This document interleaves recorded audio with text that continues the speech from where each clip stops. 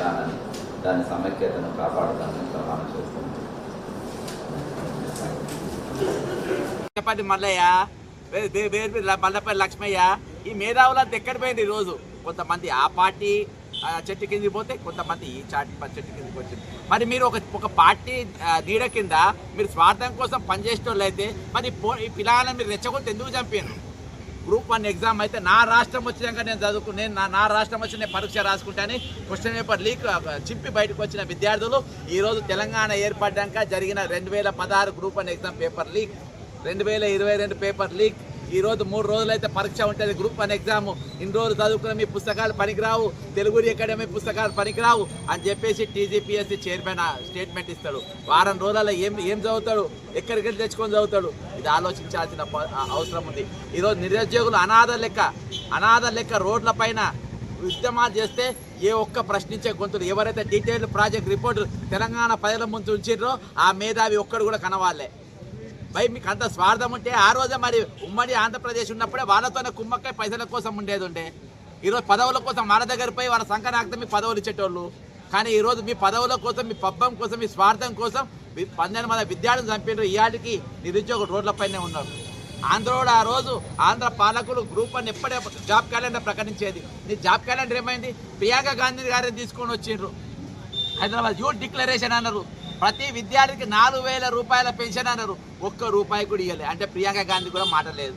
Job calendar అన్న 2 లక్షల post సంవత్సరం లోపు తిప్పుతామని చెప్పారు. 14 నెలలైన ఒక్క నౌకరు కూడా ఈరోజు జాబ్ క్యాలెండర్ డిక్లేర్ చేసిన పరిస్థితి లేదు. అసలు ఏ డిపార్ట్మెంట్ ఎన్ని ఖాళీలైనా ఈ రోజు వరకు బయట పెట్టలేదు.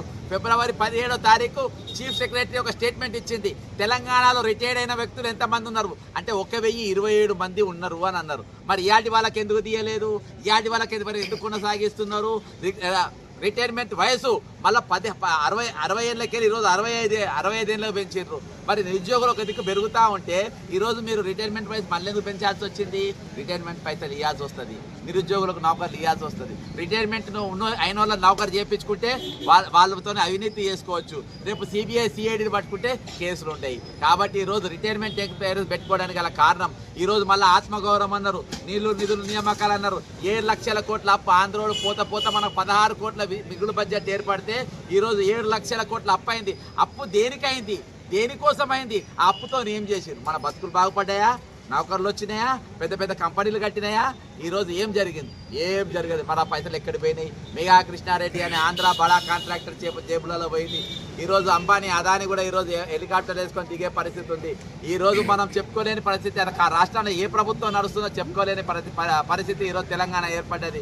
ఈరోజు ఎవరైనా కుటుంబస్తులు ఒక బిడ్డని ఇవ్వాలంటే మనం ముందు 10 తరాలు వెనుక 10 తరాలు ఇస్తాం. కానీ మన రాష్ట్రంలో ఏంటంటే ఎసొంటోనికి ఇష్టం అంటే బాజాప్తా నోట్లు ఇచ్చేటప్పుడు రెడ్ హ్యాండ్ దొరికిన ఈరోజు ఒక గూగుల్లో కొట్టండి మీరు, రెడ్ హ్యాండ్ దొరికిన ఒక దొంగకు చేతుల ఈరోజు రాష్ట్ర భవిష్యత్ ఆయన చేతులు పెట్టిండ్రు. కాబట్టి ఈరోజు ఏమైతే దొంగ ఏం ఆలోచిస్తారు? ఎట్లా దోసుకోవాలి, ఏం దోసుకోవాలి, ఎట్లా దోసుకోవాలి. పొద్దు మాపి ఇది తప్ప ఇంకోటి ఉంటుంది. ఈరోజు తెలంగాణ ప్రపంచ దేశంలో ఏ రాష్ట్రం కూడా జనాభా తగ్గలేదు. సంవత్సరానికి జనాభా పెరుగుతూ ఉంటుంది. కానీ మన తెలంగాణ జనాభా తక్కువైంది. ఎట్లా అంటే 2014లో సర్వ కుటుంబ సర్వేలా ఆ రోజు వచ్చిన జనాభా ఏంటంటే 3,68,00,000 లక్షల జనాభా వచ్చింది. మరి ఇప్పుడు వచ్చింది రేవంత్ రెడ్డి సర్కార్ 2025 ఎంత వచ్చింది? 3,54,00,000 వచ్చింది. అంటే 14 లక్షల మంది జనం ఎట్లా తగ్గిండ్రు? జనం పెరుగుతారా తగ్గుతారా? ఈ 10 సంవత్సరాలు ఏ విధంగా తగ్గిండ్రు? అంటే ఈరోజు పౌరసత్వం రద్దు చేసిండ్రా? ఈరోజు ఎవరిని గుర్తించలేదు. దీని మీద అసెంబ్లీలో చర్చ ఎందుకు జరగలేదు? దీని మీద అసలు అందులో జరిగినటువంటి అంకెలను మీరు ఎందుకు ప్రతిపక్షాలు ఎందుకు పట్టుకోలేదు? కాబట్టి అనేకమైన అంశాలు ఈరోజు శాసనసభలో కానీ శాసన మండలిలో కానీ మాట్లాడవలసిన అవసరం ఉన్నది. అందుకనే నేను ఈరోజు ప్రత్యేకమైన నా సాహసపైన నిర్ణయంతో ఈరోజు నేను దివారాత్రులు నేను గత ప్రభుత్వాల పైన ప్రాణాలు తెగించి చాలామంది అనుకుంటారు మీరు ఇంకా బతుకుండా అని. ప్రజల ఆశీర్వాదము దేవుని దయతో బతుకున్నా. కానీ ఈరోజు నా ప్రాణాలు తెగించి నేను కొట్లాడినా. కానీ మీరు ప్రాణాలు తెగించే అవసరం లేదు. నిస్వార్థంగా ఓటుకు నోటు తీసుకోకుండా ధైర్యంతో ఒకసారి ఆలోచన చేసి నిలబడ్డ అభ్యర్థులు ఎవరు? వీళ్ళు మంచోళ్ళా చెట్టోళ్ళా అని ఈరోజు గురుకుల చాలా మంది సామాజిక న్యాయం గురించి మాట్లాడతారు, బీసీల గురించి మాట్లాడతారు, ఎస్సీల గురించి మాట్లాడతారు. కానీ ఎస్సీ గురుకులాల 49 మంది చచ్చిపోతే ఒక్కడన్నా పరామర్శించిందా? ఈరోజు చైతన్య కాలేజీలలో ఎంతమంది చచ్చిపోయినారు, నారాయణ కాలేజీలో ఎంతమంది చచ్చిపోయినారు. మరి ఇప్పుడు అభ్యర్థి కాంగ్రెస్ అభ్యర్థి నారాయణనో ఎవరో నిలబడ్డారు, నరేంద్ర రెడ్డి ఎవరో నిలబడ్డారు. మరి ఆయన ఆల్ఫాన్సాలు అనిన్నట్టుకెళ్ళి ఒక 24 అమ్మాయి కనబడతలేదని చెప్పి ఇందాక నామినేషన్ ఏమి పోతే చెప్తా ఉన్నారు. ఇప్పటిదాకా ఎఫ్ఐఆర్ ఎందుకు జరగలేదు, ఎందుకు మాట్లాడతారు? నారాయణ రెడ్డి గురించి మాట్లాడే దమ్ము నాకున్నది. ఆయన గురించి ఆయన రేపు అసలు అధికారం ఇస్తే ఏం చేయబోతారు? ఆయన బీఫామ్ ఎట్లు ఇచ్చిండ్రు?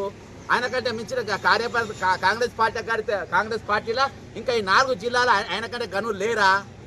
అంటే మీ కరెన్సీ కట్టలు. ఎందుకంటే రాష్ట్రాన్ని పాలిస్తున్నది ఒక రెడ్ హ్యాండెడ్ దొరికిన దొంగ. ఒక దొంగ దోచుకు కాబట్టి దొంగలే కావాలి, మంచోళ్ళు కావాలి. అదే కాబట్టి ఇటువంటి పరిస్థితులు ఉన్నాయి.